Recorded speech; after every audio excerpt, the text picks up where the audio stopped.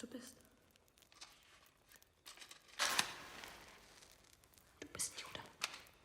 Ich hab's auf deinen Papieren gesehen.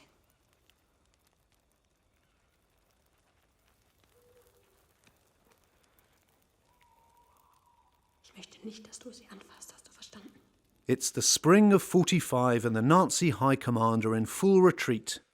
Left behind is teenage Laura, the daughter of a German officer, who must now lead her siblings through the forest in search of dubious sanctuary. The country is changing, the Third Reich is over, and the former pocket Nazis must adapt quickly or die. Catherine, this is a wartime drama that shows a side of the war that isn't usually seen on screen, is it? That's true, but I think the fact that you don't sort of see this side of the war and they are, the enemy is sort of mitigated in a way by the fact they're innocent children, and so they could be any nationality on any side of the war. They're just poor little children. So I think that's sort of one of the least exceptional things about this film. I'm not sure it is an exceptional film. It's certainly very good. It's got a very single focus. This young family's walk through the forest.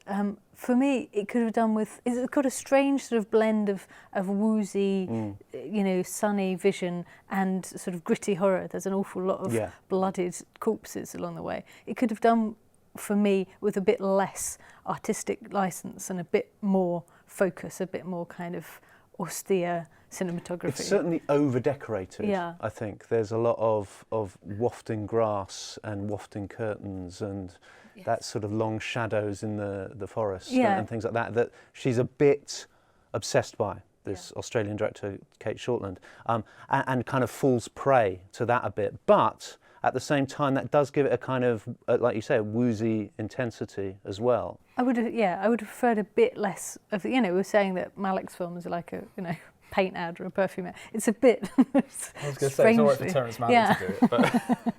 But it is fantastically good in many ways, this film. The central performance is wonderful. It's sort of shocking, it's incredibly gripping, it's moving, it's sort of quite sexy. There's that sort of thrumming eroticism that sort of goes through it as well. Yeah. Hen, did the thrumming eroticism work for you? I was frummed to my core. I really liked it. It reminded me a little bit of a Chilean film which I think came out a couple of years ago called We Are What We Are, which was a story about a cannibal family, and when the parents are removed from that setup, then the kids have to learn to survive on their own. Work out whether what they've been taught all their life is a good thing or a bad thing. Exactly that. It's this feeling of an indoctrination being passed down a generation and them slowly realising that they've been brought up as mini monsters in a way, but they're going to have to survive in the world as what they've grown into. Catherine, the catalyst for this film is the arrival of a Jewish runaway who, again, it defies your expectations because he comes in as the nominal hero, and yet the nominal heroine regards him with utter distaste. Yeah, well, complicated distaste, I think, sexy distaste. So, and it's a bit, there's many more twists along that journey.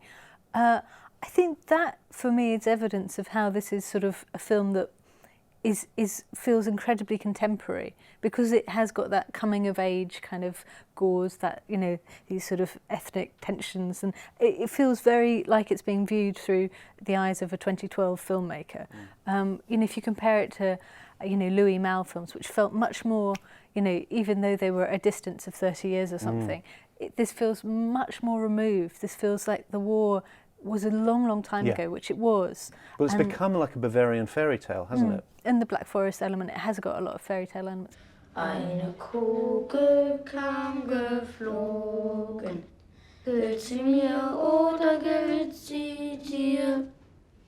Ihn hat es weggerissen, liegt vor meinen Füßen, als wär's ein Stück von mir. Als wär's ein Stück von mir.